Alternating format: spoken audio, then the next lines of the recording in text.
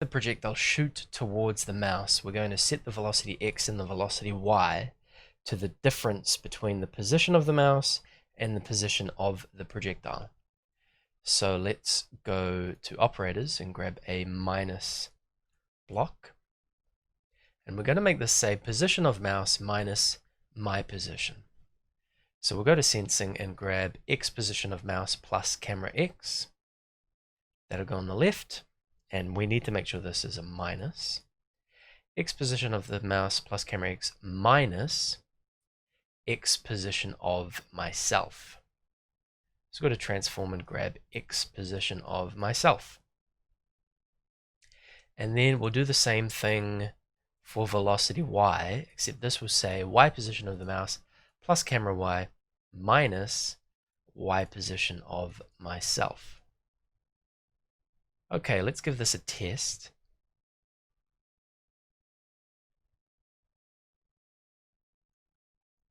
And here we can see they are shooting, but it's kind of weak. So let's go and multiply these sums. Let's go to operators and grab another plus block and multiply that by, let's try multiplying it by 4. And we'll get 2 of those. And we'll say all of that multiplied by 4. Same thing with the y value. Now let's try that.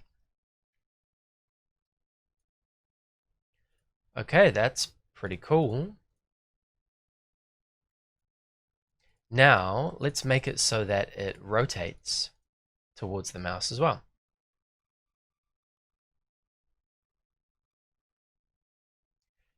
So let's get it to say constantly from events, constantly.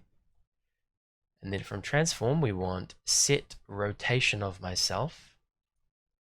And then if we go to physics, down the bottom here, we can get rotation based on velocity. So we'll set the rotation of myself to my rotation based on my velocity. So it will point in the direction that it's moving. Well, that looks pretty cool, doesn't it? Now it would be better if these came out of the center of the player rather than away from them a little bit like this. So we'll go and edit the player script and find the code down the bottom here which positions the instance, the aimed bullet, on the player. Let's say X position plus 50, Y position plus 30. Let's try that.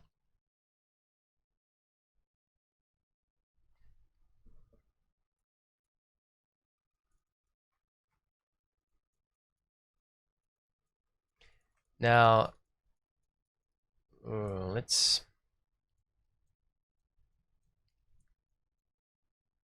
try Y position plus 60.